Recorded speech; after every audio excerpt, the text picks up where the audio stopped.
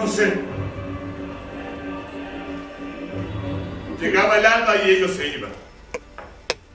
Huían, aunque no por mucho tiempo. 26 de octubre de 1789. Día de recuerdos imborrables. Día en el que sucedió aquel atroz crimen.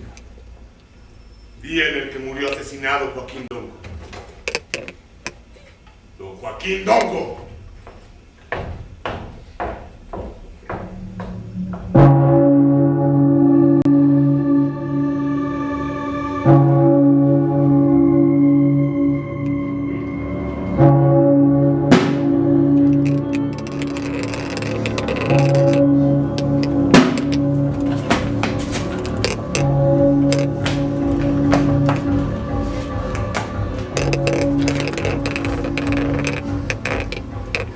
De noviembre de 1789,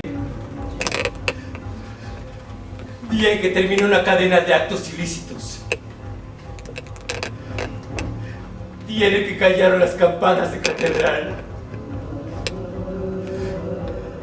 día en el que dejaron de causar dolor y llanto y muerte. Aquellos tres, que nadie hubiera esperado nada jamás. Aquellos tres que escapaban una y otra vez de la justicia. Aquellos tres que por criminales finalmente fueron juzgados.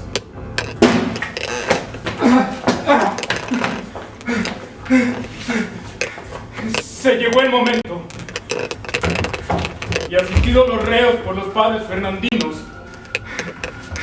y por el prefecto lector de cárceles, don Agustín Montejano, fueron conducidos a la capilla, a la triste capilla, para buscar ahí la paz espiritual.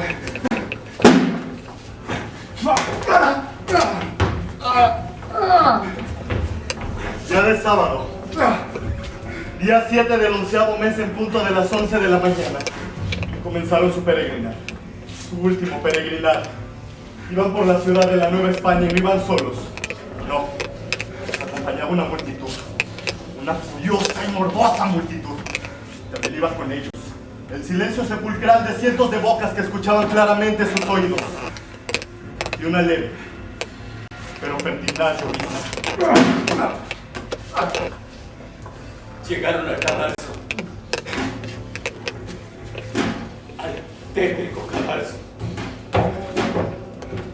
Ahí lo esperaban un buen número de mujeres que lloraban por los sentenciados. Ahí lo esperaban un buen número de mujeres que rezaban por los sentenciados. Ahí lo esperaban tres mártires. ¡Tres! Llegaron después más chismosos para observar y las autoridades para ordenar. Llegaron después los historiadores para escribir y los verdugos, ya sabemos para qué. Llegaron después varios clérigos de alto rango, mas desconocida fue para mí su misión. Por esta ocasión, quien ayer lo mató, murió a garrote. Las 13 horas llegaban y sus vidas se iban.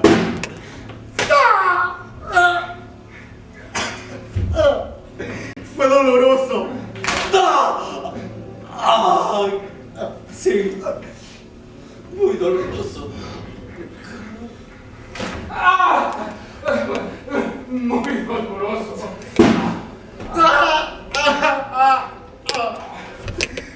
Fue cruel. Sí. Sí, muy cruel.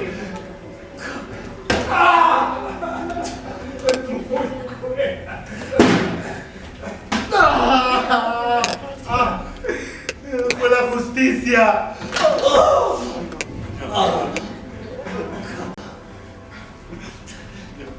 No sé.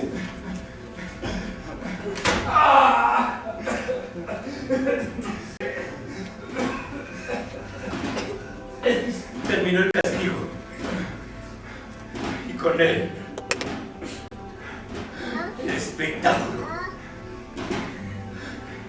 La gente lloró. Solo algunos. Solo algunos. La gente rezó. Solo algunos. Solo algunos. La gente lo disfrutó. Solo algunos. Solo algunos. Se fue la lluvia. Se fue el silencio. Se fueron todos. Quedaron 3 mástiles. 3 mástiles con 3 cuerpos. 3 cuerpos con muchos golpes. En el recuerdo, solo el dolor que causaron y el dolor que sintieron. Y sus nombres y nada más. 3 nombres que nunca serán venerados. 3 nombres que nunca serán idolatrados. 3 nombres que nunca serán olvidados. Felipe Aldama. Baltasar Quintero. Antonio Blanco. Felipe Aldama. Baltasar Quintero. Antonio Blanco. Felipe Aldama. Baltasar Quintero. Antonio Blanco. Criminales misericordes. Victimarios de don Joaquín Domo y familia. Y victimarios de muchos más. Quedaron 3 cuerpos en 3 mástiles. 3 mástiles que en medio de la plaza se ladean al escuchar el llanto de los observadores. De los observadores sensibles. Y fueron sensibles mucho. ¿Y cómo no? Si fue macabro el evento. ¿Y cómo no? Si fue inhumano el castigo. Y cómo no, si fue tétrico el resultado. Tan doloroso que lloraron los ejecutados. Tan doloroso que lloraron los testigos y hasta los verdugos. Tan doloroso que se dice incluso que lloraron las víctimas de los hoy victimados, que rondaban el lugar en forma de ánimas. De la historia, una anécdota se escribió. De la historia, un capítulo se cerró. ¡De la historia! Un hecho se consumó. ¡Murió! Y nació entonces ¡una leyenda!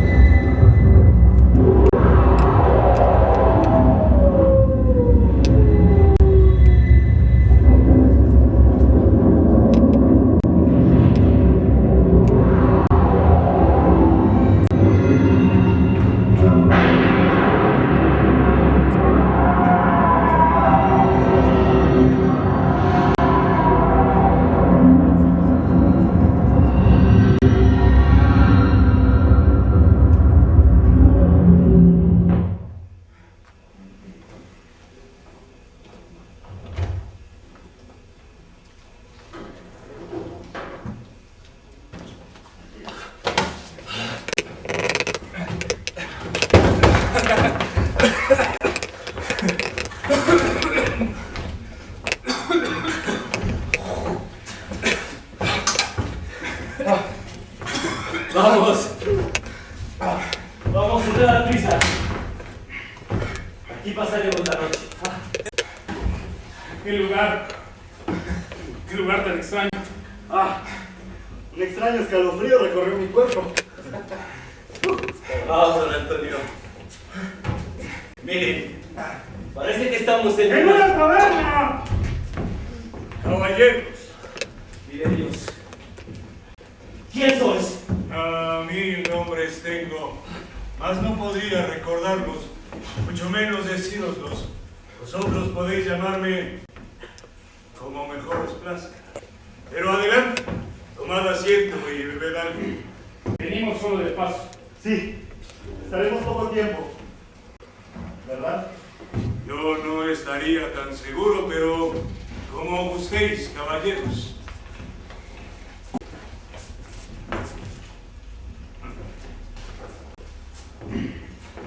¡Tabernero! Tomad estas monedas. Aseguraos de que nadie más entre a partir de este lugar. Y luego, hasta que estemos muy lejos de aquí.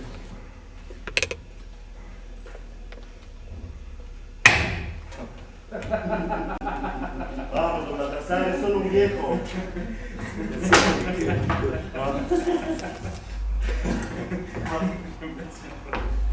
Así será.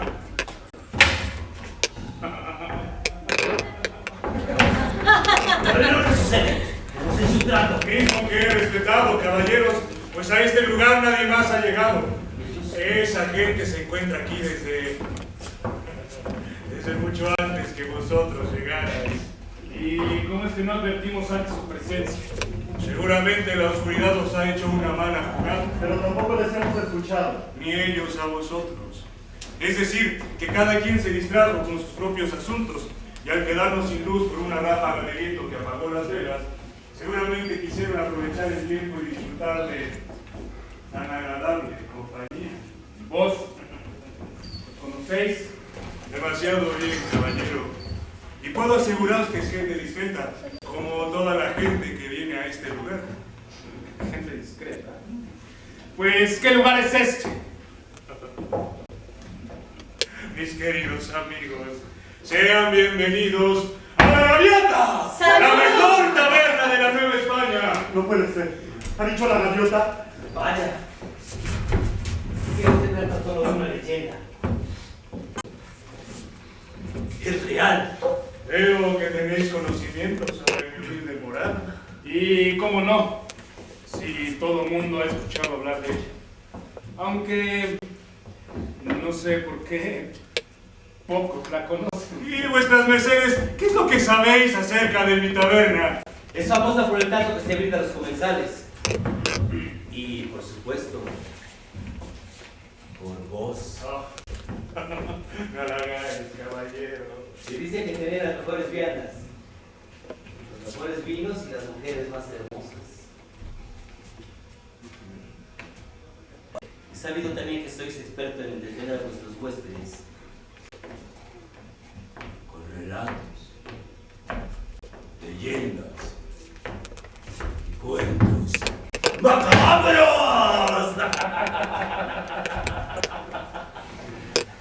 Mucho me satisface tener ganada esa fama, pero debo advertiros que mis narraciones no son fruto de la imaginación.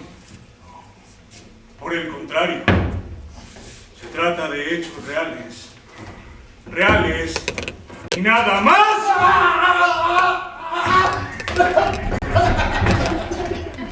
Don Felipe, don Baltasar. Será mejor continuar nuestro camino. Vamos, don Antonio. Hemos alcanzado gran ventaja sobre nuestros perseguidores. No caería mal a nuestros doloridos huesos. Un poco de descanso. Rica y agradable comida. Una muy agradable compañía. Así es, don Antonio. ¿Qué mejor lugar que este? ¡Tabernero! Contad alguna de vuestras historias. Atended a estos caballeros, ponedlos cómodos y aprovisionadles bien. Muy pronto el miedo correrá por sus entrañas. Pues andad y presto. Comenzad vuestros relatos. Que ando en deseos de reír un poco. Mi señor, no creo que sea risa lo que provoquen vuestras mercedes, lo que a poco relataré. Pues seguramente no provocaréis miedo a este grupo de audaces caballeros. Leyendas como La Llorona o La Mulata de Córdoba no son más que chanzas propias de críos. Caballero, perdonad mi intromisión, pero me pareció que deseáis escuchar historias de leyendas. Y como vuestro servidor conoce algunas, pues me gustaría hablar de ellas. Claro está, si es que a nuestro buen amigo no le importa. En lo absoluto. Siendo así, escuché que conocéis historias como La Llorona o La Mulata de Córdoba. Pero, ¿qué me decís de historias como El Cristo del Rebozo, por ejemplo? Jamás oí semejante título. Es una anécdota que dieron a conocer las monjas carmelitas del templo de Santa Catalina. En dicho lugar habitó Sor Beatriz, que tuviera fama de piadosa y caritativa. Siempre se preocupó por los que la rodeaban. Siempre oró incluso por aquellos a los que no conocía. Su fe era tal que se desprendió por completo de bienes y placeres terrenales. En fin, su felicidad era brindar bienestar al necesitado. Así transcurrió la vida de aquella misteriosa mujer. Y digo misteriosa, porque a pesar de su interés por el prójimo, nunca dejó de ser reservada. Y muy rara vez se le ve entablando charla con alguien a quien no estuviera socorriendo.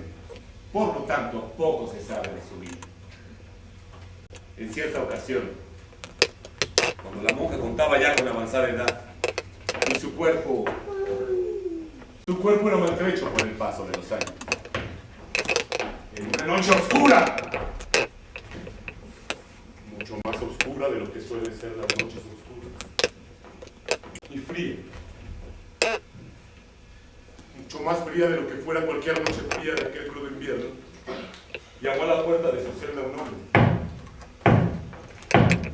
un mendigo. Al juzgar por su apariencia era pobre entre los pobres, tenía pronunciadas ojeras, escasez de cabello y una muy arrugada piel.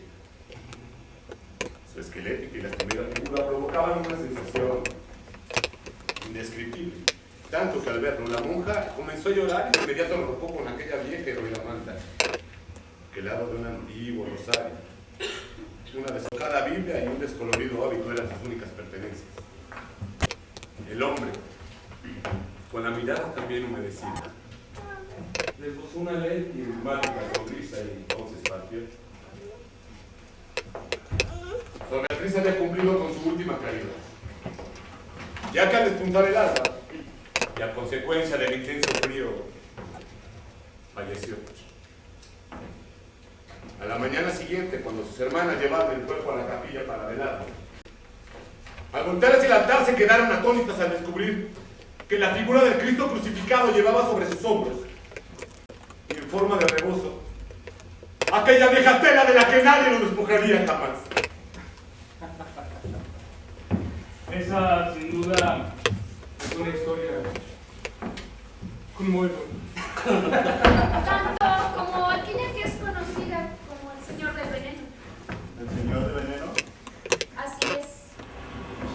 Trata sobre un obispo que habitaba en el monasterio de Portocelli, quien por motivos desconocidos tenía un extraordinario enemigo, quien sabedor de que lo primero que hacía el prelado antes de oficiar misa era besar los pies de Cristo que había en aquel lugar, puso una demoníaca sustancia en el mismo lugar. Al día siguiente, cuando los invitados observaban el lugar referido, fueron testigos del más grande milagro que podáis imaginar. Al acercar el cura sus labios a la figura de madera, esta recogió súbitamente los pies y se tornó de color negro, como si hubiese absorbido el letal veneno. Y esa figura es la misma que se encuentra en la catedral, ¿cierto? En efecto, fue la misma que trasladaron a la iglesia mayor. Dada aquella historia que tantas risas provocó en alguna ocasión. ¿Os referís a la de el callejón de la Condesa? Claro está. Un momento. ¿Queréis decir que no todas las leyendas son macabras? Por supuesto que no. Esta, por ejemplo, es una burla a la prepotencia y arrogancia de dos elegantes, pero testarudos, muy testarudos y largos. Se cuenta que una tarde de otoño ambos entraron al callejón referido. Cada uno en su respectivo carruaje. Y por los extremos opuestos. Aquel era un callejón angosto, tanto que al toparse frente a frente, justo a la mitad del camino, ambos pensaron que era el otro quien debía retroceder. Los dos discutieron y alegaron razones más o menos similares. Los dos dijeron que la nobleza de su apellido, el linaje de su encomienda, que la gloria de sus antepasados. El caso es que ninguno se quitaba. Cerca estuvo de producirse un duelo, lo cual francamente hubiera sido maravilloso. Después de que las autoridades impidieran que se mataran el uno al otro, ellos volvieron a sus carrozas y permanecieron ahí durante 3 días seguidos. Entre la población se corrían apuestas sobre quién se vería primero. Pero esto nunca pasó, ya que el virrey, después de enterarse y reír bastante, les ordenó a los dos que retrocedieran y que tomaran caminos opuestos. ¡Qué señores tan testarudos! La única historia que nosotros conocemos es aquella sobre el Palacio de los Azulejos. Sobre aquella gran mansión se rumoran muchas cosas. Sí, pero pocas como esta. Escuchad. Una noche dábase brillante fiesta en la famosa mansión. El anfitrión era... Era el conde del Valle de Orizaba, quien se sentía gozoso por el éxito de su tertulia. Pero qué sorpresa se llevaría aquel hombre. Resulta que al mirar casualmente hacia la cómoda de palos de rosa que había en el salón, observó que no se encontraba su preciado reloj mecánico tallado en pedrería preciosa. Imaginaos, algún duque, o quizá el mismísimo virrey se lo había robado. El conde se enojó como nunca. Tanto que detuvo la música y la charla de todos. Llamó su atención y les dijo: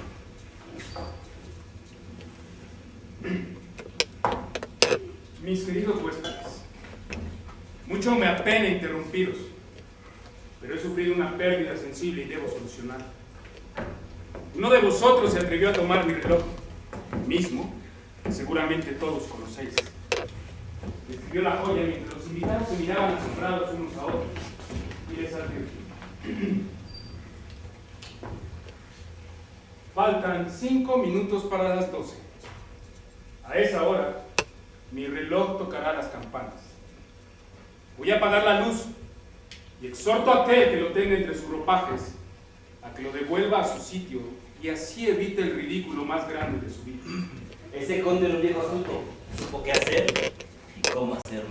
Cierto, porque al encender las luces segundos antes de que dieran las 12, el reloj había vuelto a su sitio. Pero jamás sonaron las campanas. ¿Y cómo iban a sonar si ni siquiera las tenían? Solamente se trató de un engaño para el ladrón del que nunca se supo quién fue. Incluso relato, lo que comprueba que no todas las leyendas deben ser alusión al tema macabros. Cierto, pero los más famosos son aquellos que tocan hechos sobrenaturales. Sí.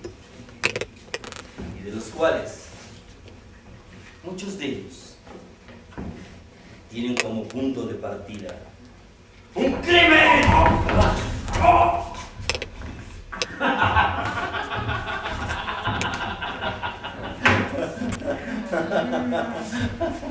Ciertamente. Ya a propósito de crímenes, vuestras mercedes, ¿qué es lo que sabéis acerca de, no sé, el asesinato de don Joaquín Dongo y toda su familia? ¡Nada! ¡Nada! ¡Nada!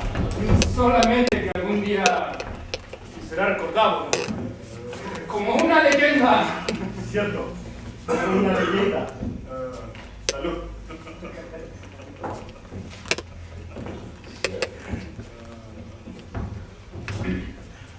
Muy cierto. Pues llegado al punto de las leyendas tenebrosas, recuerdo una conocida como el cuento de Clérigo. Nacida ya por 1649 años, murió el mancebo de apellido Duarte de esa raza. Asesinó a un clérigo de un tajo que le partió la cabeza en dos. ¿Y por qué cometería semejante atrocidad? Pues por increíble que parezca, la verdad es que lo hizo por amor.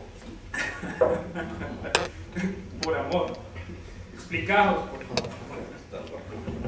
Veréis, la sobrina del párroco había transado amores con aquel hombre que a su vez se había ganado la fama de ser jugador y mujeriego. Alertado por esto, el fraile persuadió a los padres de la doncella para que la recluyeran secretamente en un convento.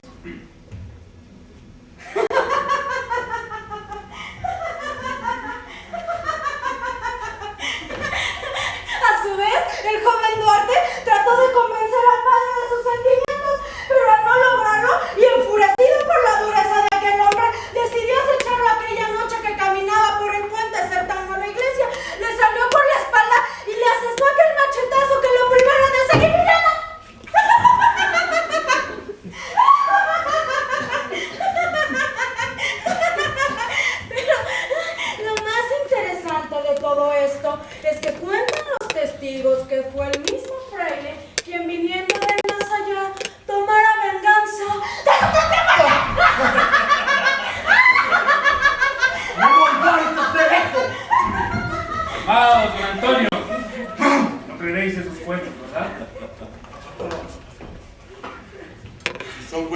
sé. Pero la verdad es que muchos, incluso aquellos de reconocido nombre, afirman haber sido testigos de historias como esta. Mi hermano, mi propio hermano cuenta haber visto un alma en pena, misma que llevara en vida el nombre de Tristán y Azucena, de quien se dice que murió por castigo divino, al no cumplir una promesa hecha a la Virgen de Guadalupe. Esas son patrañas. Sucedió cuando el hijo del mencionado enfermó gravemente.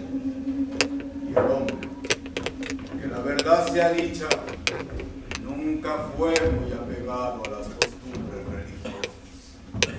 Así que desesperado, al ver en trance de muerte a su heredero, pidió el milagro a la guadalupana. A cambio, prometió donar una importante cantidad de su fortuna para la realización de obras pías, así como realizar una peregrinación hasta el santuario del Tepeyac. Al paso de unos días, el joven sanó y la promesa de su tutor quedó en el olvido. Pero una tarde, siendo Tristán ya un joven, se sintió tan agobiado por los recuerdos que acudió con su amigo el arzobispo para contarle su tranquilidad. El prelado, en un acto de responsabilidad, restó importancia a los hechos y resultó sin mayor trámite. Al paso de unas semanas, cuando el religioso acudía a oficiar misa, encontróse con Tristán y al platicar con él, notó que lucía ciertamente mal. Su tez era mancha, su mirada perdida y hasta su voz. Su voz era distinta. ¡Arzobispo! Voy a cumplir mi promesa hecha a la Virgen para encontrar paz en mi alma. El amigo de Tristán se sintió tan agobiado por aquel encuentro que al término de su labor lo buscó afanosamente. Pero grande fue su sorpresa cuando al llegar a aquel lugar informaron que tenía 3 días de haber fallecido. Lo cual quiere decir que había hablado con un muerto. Caballeros, admito que lo aquí relatado no me causa regocijo alguno. Pero dista mucho de provocarme el miedo que evidentemente les invade a vosotros. Así es que si no hay inconveniente, sugiero le cedamos la palabra a nuestro buen amigo, quien seguramente tiene un don especial para practicar esos temas. Yo estoy de acuerdo. Es hora de desquitar vuestra fama. Os agradezco vuestro interés en escucharme. Espero no decepcionaros. No os preocupéis. Comenzad.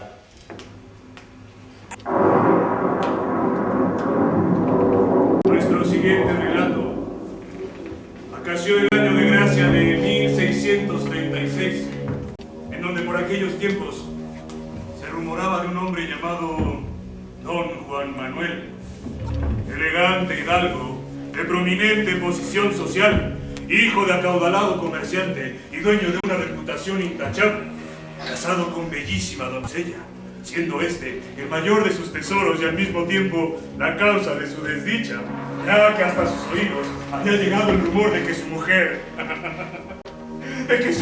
tenía un amante, y este enloqueció de celos. Cierta tarde, y en pleno ataque de demencia, el todavía ilustre don Juan Manuel invocó al maligno para que le dijese quién era el desdichado que deshonraba su honra.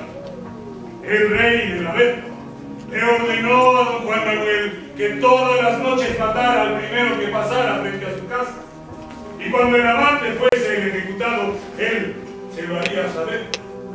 Don Juan Manuel tenía tan envenenado el corazón que siguió al pie de la letra las palabras de Belcebú.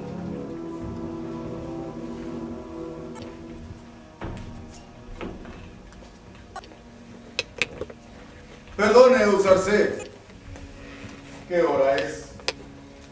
Acaban de dar el toque de ánimas. Pues dichoso vos, que conocéis la hora de vuestra muerte. ¡Ah! ¡Ah! Estos crímenes se repitieron durante varias noches, hasta que una noche el difunto en turno fue un sobrino muy querido de don Juan Manuel, y este, enloquecido, desesperado, como despertado de una terrible pesadilla, corrió a catedral en busca del auxilio espiritual, y al llegar con su confesor, el ministro de Dios le dijo: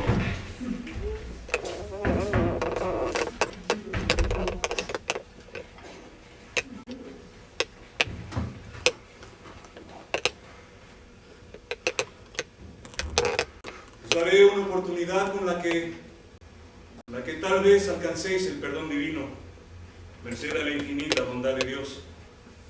Pero debéis entregaros antes a la justicia terrena.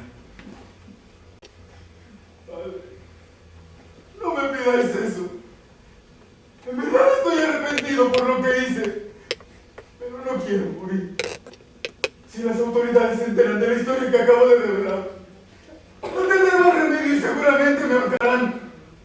Vuestra obligación es apiadarse de mi alma. Pero si muero ahora, Padre, si muero jamás alcanzaré el perdón. Yo os daré una oportunidad. Gracias, Dios. Todavía nada tenéis que agradecer. Primero, tenéis que rezar un rosario durante 3 noches seguidas. Pero lo más importante es que lo hagáis a los pies de la horca que está en la plaza. Lo haré, Padre. Lo haré. Os lo juro que lo haré. Esa misma noche, don Juan Manuel recién había comenzado su penitencia cuando...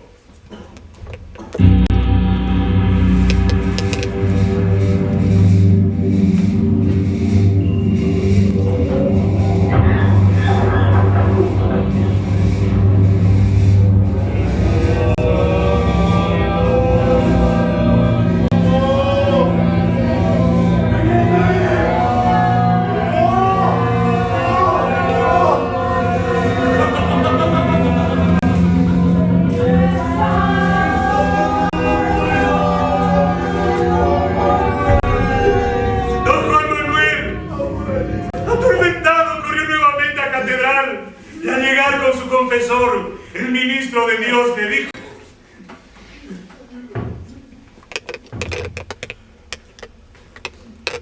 lo que vos habéis hecho requiere de un gran arrepentimiento y no existe otro camino para lograrlo. Por ningún motivo dejéis de cumplir la penitencia.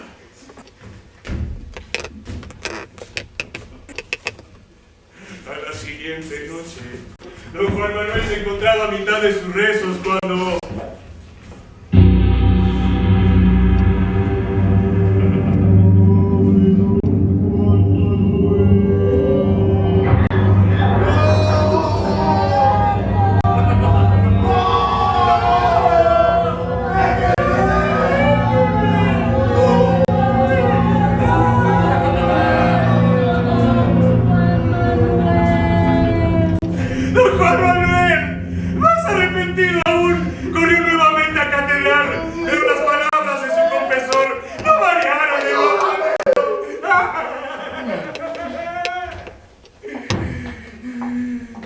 Lo que vos habéis hecho requiere de un gran arrepentimiento y no existe otro camino para lograrlo. Por ningún motivo dejéis de cumplir la penitencia.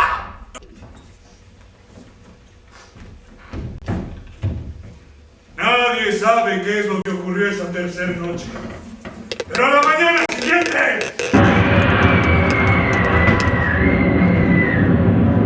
se encontró don Juan Manuel muerto en la horca. Se dice que fueron los mismísimos ángeles los que bajaron del cielo para cumplir su venganza. Por las llagas de Cristo. Eso se dice de vos, lo que se dice. ¿Y qué es lo que se dice de mí?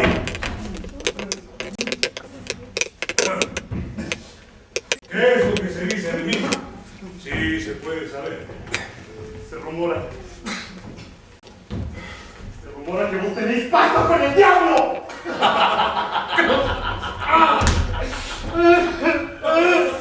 Buena historia, sin duda. Ah, es una de las mejores. Se hace tarde, don Felipe. ¿Tarde? ¿Tarde para qué? Vamos, si apenas está comenzando la tertulia. ¿Cómo? ¿Queréis decir que hay más relatos? Por supuesto que los hay. Pues adelante. Continuad. Si así os parece.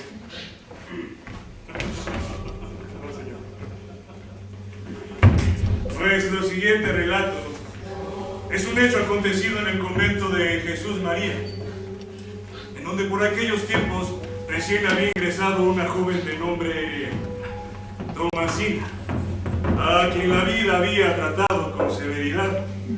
Niña aún, escapó del maltrato de su madre con el primero que se lo propuso y que más tardó en seducirla que en desaparecer.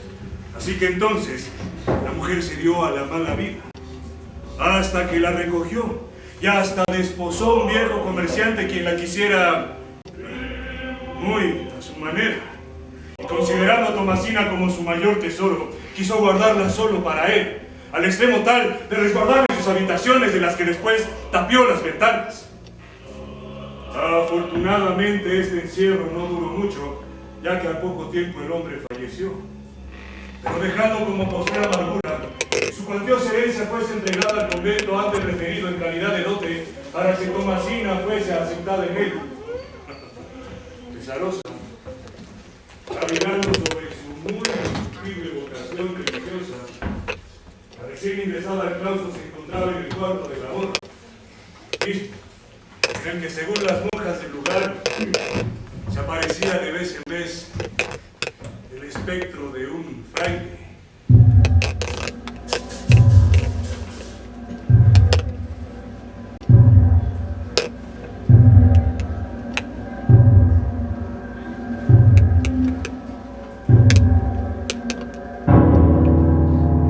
¿Quién anda ahí? ¿Sois vos, redactor Inés? ¿Quién sois? ¿No sabéis que prohibida está la entrada a este lugar a cualquier varón? ¡Salid de aquí de inmediato o daré grandes voces para que os echen! ¿Acaso no escucháis? ¡Alabado sea el Santísimo Sacramento! Del altar y la purísima Concepción. ¡Dios mío! ¡Tenedad de mí! ¡Idos! ¡Antes de que mi mente acabe de turbarse y se pierda para siempre! Ayudadme, os lo ruego. ¿Qué decís? ¿Que no ves que a punto estoy de desvanecerme? No sé qué queréis, pero yo no puedo.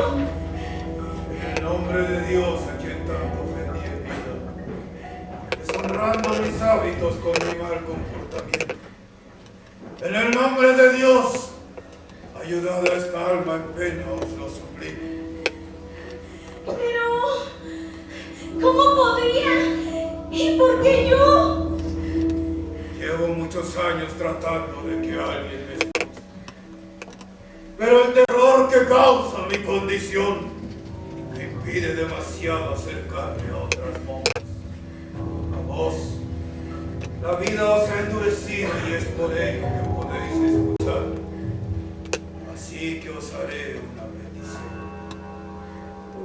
Para que mi alma encuentre el perdón, toda la congregación monjil a la que pertenecéis deberá ayunar por 40 días, al término de los cuales realizaréis una misa en la que todas participaréis, comulgaréis y oraréis por mi salvación. ¡Ayudadme por piedad! Antes que la aterrorizada mujer pudiera reaccionar, el espectro se sumó.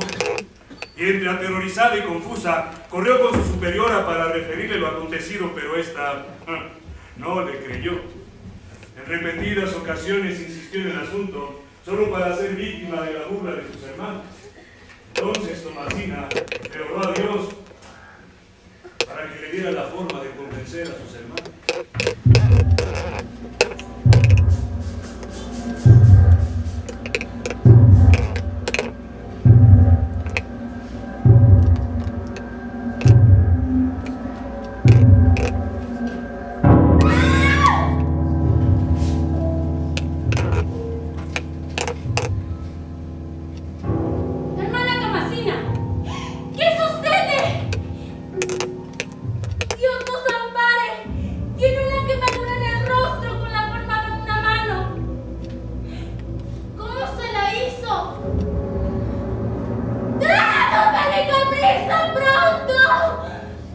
El galeno, que era de reconocida capacidad, determinó que seguramente aquello era de algo de otro mundo. Así que entonces tomaron en serio el relato de Tomasino. Y después del largo ayuno, se celebró la misa para aquella alma en pena, y desapareció la marca de la que fuera desde entonces una de las más piadosas monjas de toda la comunidad.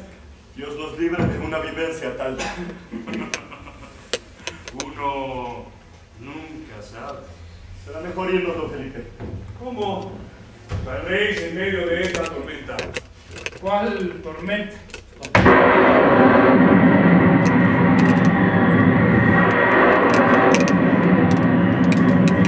Será mejor que esperéis a que pase. Sí. Disfrutemos del vino mientras pasa.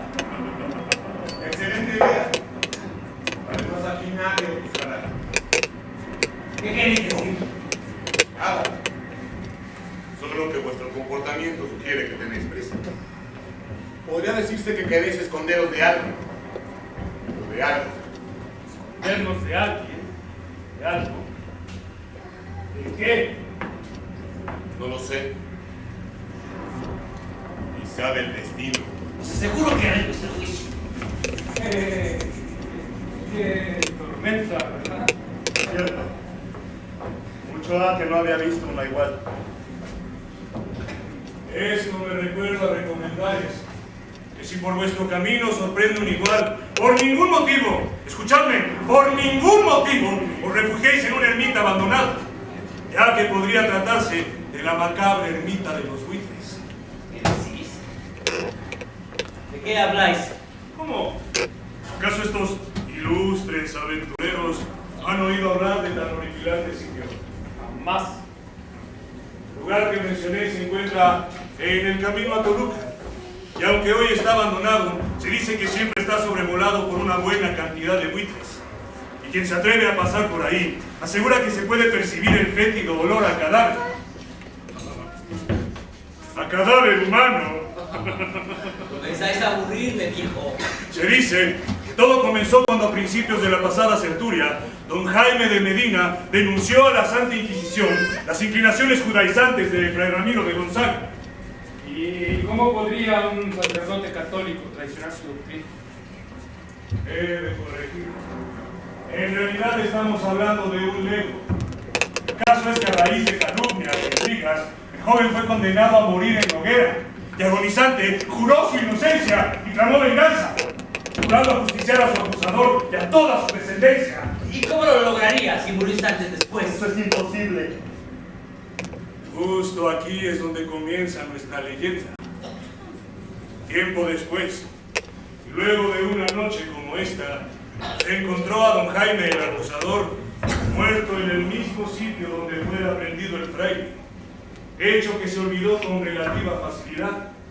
Pero cuando el primogénito de don Jaime fue encontrado muerto en el mismo sitio y en circunstancias muy similares, se comenzó a rumorar que el muerto en hoguera años atrás estaba cumpliendo su venganza. Pero eso es absurdo.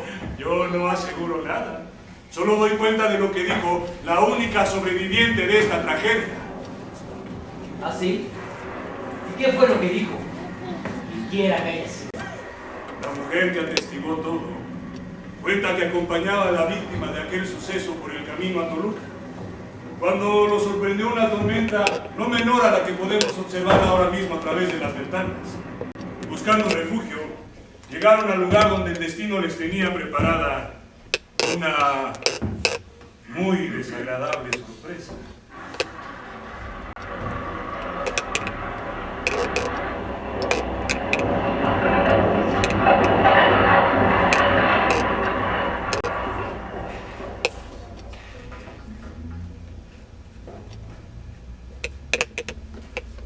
Padre, Dios sea con vos. Sabed que tenemos pronunciado cansancio y andamos buscando dónde guarestearnos de la tormenta. ¿Podríais darnos alojamiento en vuestra ermita por esta noche? Caballero, nada me honraría más. Adelante, esta morada después. Los caballos están a buen resguardo. Entonces, vuestro turno es. Aunque no podré ofreceros absoluta comodidad, sí ofreceré resguardo y un plato de buena comida. Los viajeros pasaron cena. Y una vez que se disponían a dirigirse a sus aposentos, una extraña discusión se suscitó en aquella mesa. Ha sido una espléndida cena y una muy agradable charla. En verdad no sé cómo pagaros todas vuestras atenciones. Por eso no os preocupéis, que yo sé bien cómo bajo mujer. ¿Pero qué es lo que sucede? ¡Soltadla! ¡Soltadla de inmediato si no queréis volver a ver la luz del sol! ¿Acaso amenazáis a un clérigo? No habráse visto tanto cinismo. ¡Soltadla y nos marchamos en este instante! Por ahora no podéis marcharos. Otros planes tengo para vos. ¿Qué queréis decir? Que para poder salir de aquí, antes tendréis que matarme. Habéis colmado mi paciencia.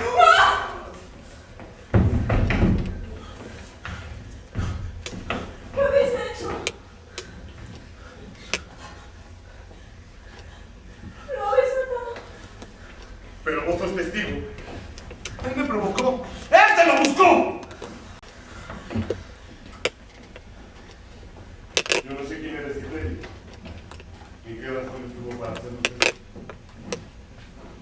Pero que Dios se apiade de su alma y le dé descanso eterno. En nombre del Padre, del Hijo y del Espíritu.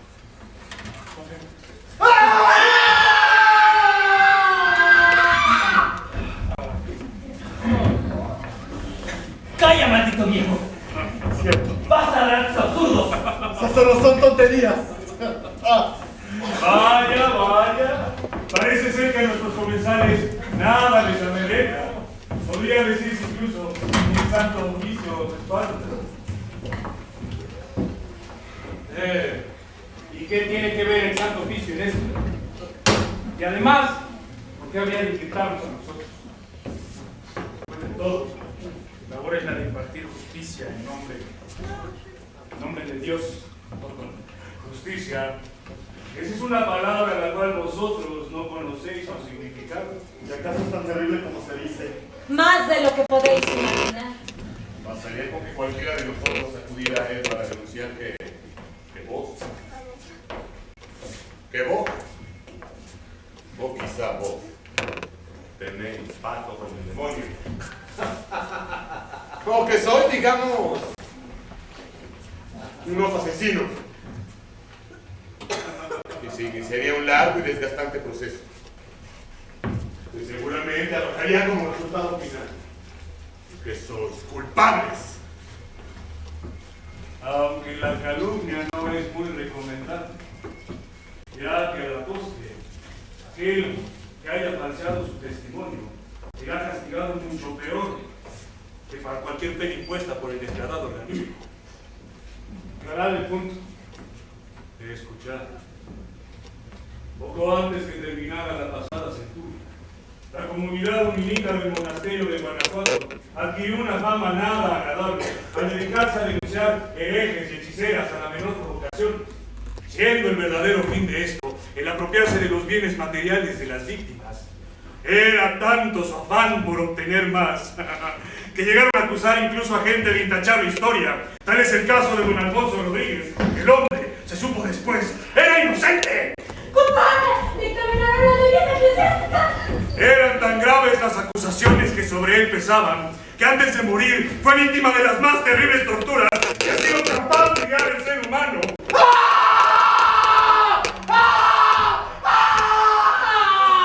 Después de su ejecución, muchos vieron rondar su alma por el monasterio, hecho que atormentó por algún tiempo a los que habían ocasionado el tan injusto deceso de aquel desdichado. Pero cuando un incendio se desató en aquel lugar, como tratándose de una no menos cruel venganza, algo ocurrió con puertas y ventanas, ya que éstas se atrancaron. Y nadie pudo salir con vida de aquel maldito sitio. A partir de entonces, se escuchan graves lamentaciones y rezos en coro de los que en vida fueron condenadores y que hoy están condenados a vagar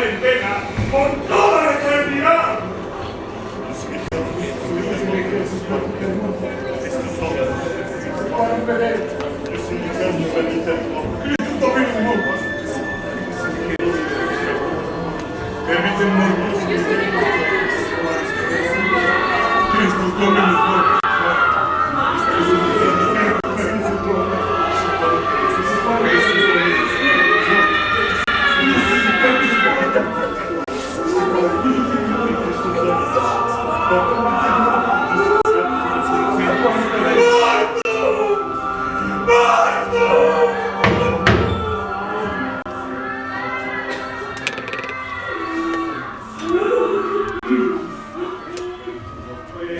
Pues mi compasión sea para ellos.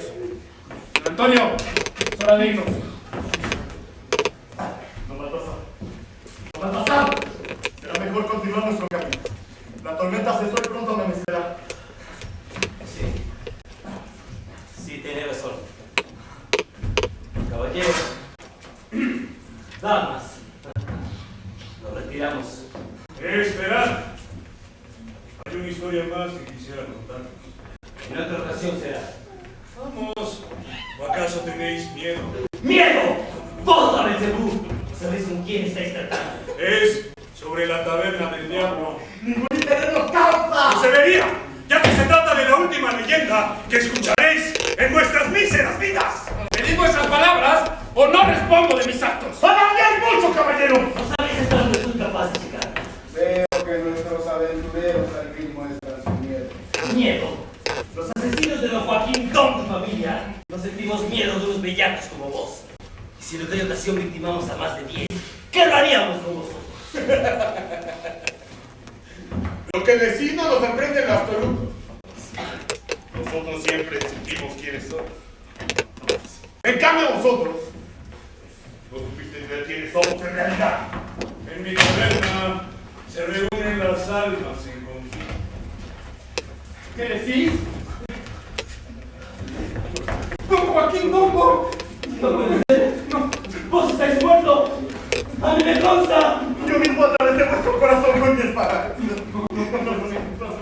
En la taberna del diablo se efectúan las más grandiosas venganzas que podéis imaginar.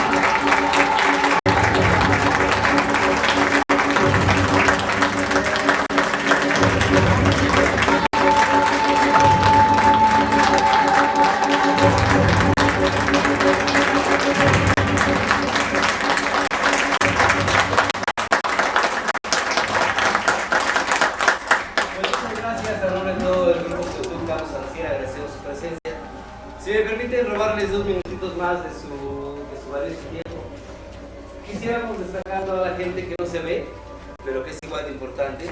Quisiera pedirles un fuerte aplauso a mis compañeros de cabina. Muchas gracias.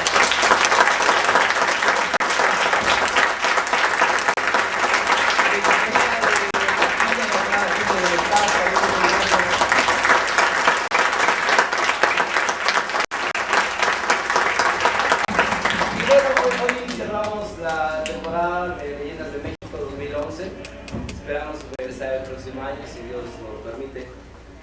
Y bueno, si me lo permite, quisiera agradecer a toda mi compañía que se ha esforzado durante todo este tiempo, a los ensayos y todos los proyectos que tuvimos durante todo este año y que traemos para el próximo año. Quisiera pedirles por favor un fuerte aplauso a mi compañera Mariana Díaz.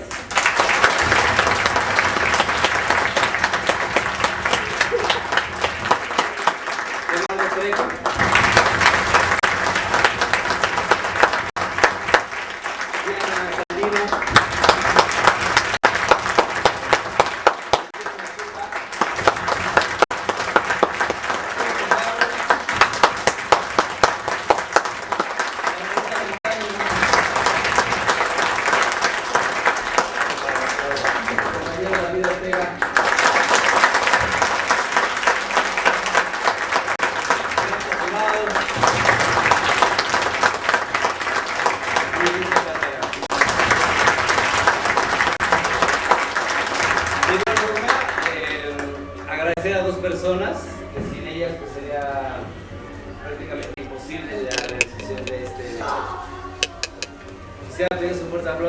los promotores, el señor Alejandro Sobrera.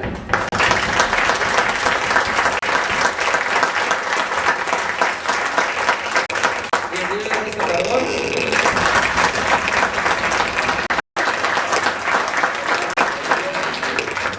Y agradecer a todos los, bueno, a nuestros patrocinadores de Masterclass Radio, de la productora, de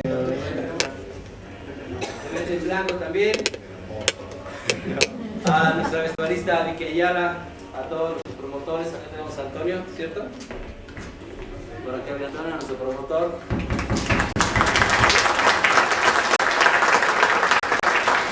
A todo el respetable público, por supuesto a todos los amigos, también muchas gracias, chicos, por seguir acompañándonos en estas locuras. Gracias. Y un gran aplauso al señor David Arran, nuestro director general del Grupo Colectivo Carlos de Arcilla.